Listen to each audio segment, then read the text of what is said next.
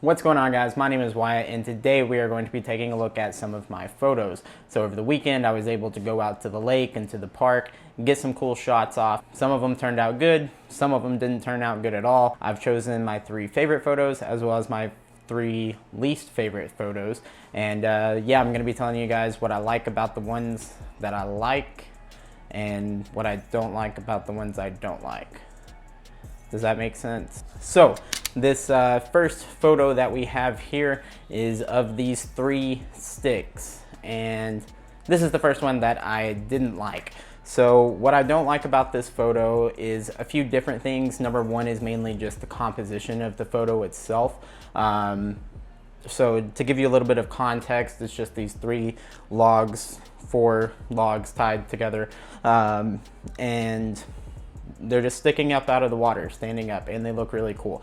I just wish that I was able to kind of compose the shot a little differently, make this look a little more interesting. Overall, the photo is not too bad. There's actually some decent detail in the sky. There's a little bit of detail left in the trees, and yeah, it doesn't look terrible, but it's just not exactly what I was going for when I saw these logs. To me, it looked a lot more interesting than what I was able to capture through the lens. So this next photo is another photo that I did not like at all. Again, the idea of the photo was there. I was going for something specific. I just failed miserably at what I was going for. First glance, this really just kind of looks like a little path with some trees on the side, and that's exactly what it is. There's an old railroad next to it, but what I was trying to capture is, if you look in the dead center of the photo, there's some taillights of a golf cart, and what I did was I had this idea pretty late whenever the golf cart drove past me to get it kind of through the trees, and I thought that that would be a cool angle. And the longest lens that I have is a 50mm, which isn't that far of a focal length at all, and yeah, I just wasn't able to really grab the golf cart. The golf cart doesn't stand out. I wanted those lights to really stand out against all the other like natural looking stuff, but yeah, it just doesn't really capture that. You can see it in the distance, it's somewhat part of the background, but I really wanted that golf cart to be my main subject of the photo. Again, I just failed miserably at doing it.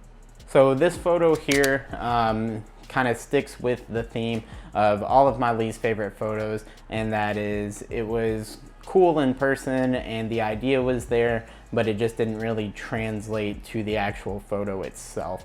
So these, again, just a few boats out on the water. I had the pole on that left-hand side there. I was trying to give the shot a little bit of depth, make it look a little more interesting, but now that I'm really looking at it, I think I actually should have just eliminated all of the foreground in that photo and just got the water and the boat itself, and maybe that would have helped the boat stand out a little bit more. Again, it was kind of far away, and the longest lens that I have is a 50mm lens, so I wouldn't have been able to reach out and really capture the boat regardless, but I still think I could have done a better job at composing this shot than what I did. Honestly, even looking at this photo closer, there's not a whole lot to like about the photo. Everything's all just kind of one color. It's kind of bland. There's nothing that really pops out. It's hard to, even though, you know, the boat is the subject of the photo, the subject doesn't really stand out. It doesn't instantly grab your eye. Your eyes just kind of wander all over the photo, and nothing really sticks out, and that's just not exactly what I'm trying to do. So moving on to the photos that I actually like that I took this weekend. So this first one here is of my models Brandy and Kendall. Shout out to them for walking around with me, let me take photos of them. It was a super hot day outside, but they were troopers and went through with it. Yeah, this photo I really like. It is a portrait of Brandy and Kendall, obviously sitting on this bench. But what I like about this photo, number one, I feel like I did a pretty good job of nailing the focus on Brandy and Kendall. They both stand out, contrary to the last 2 photos that we looked at. you look at this photo and you instantly know the subject of the photo. The second thing I like about it is, even though I'm using a Canon M50, which is not really known to really take great photos, it's also not known to have great dynamic range at all, but there's still some detail in the clouds. Also, one other thing about this specific photo, as I was going through the photos, I remember I started taking this picture a little bit more further away than what this picture was taken at, and I actually have an example of that, which I'm going to put on the screen right now so you can see. And this photo just doesn't really look as good as the first photo that I showed you did. You know, and the only thing that I did to change up my framing on this was I took a few steps to the left. And I say that just because I didn't do that very often.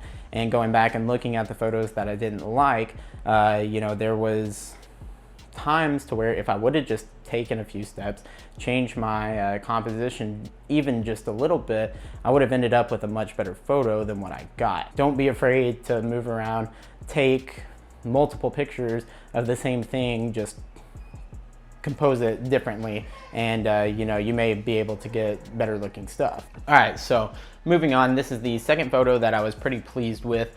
This is third base of the baseball field that I grew up playing on, so it's a little sentimental to me for that reason. But overall, I just like how the photo turned out. Third base could be in focus a little bit more.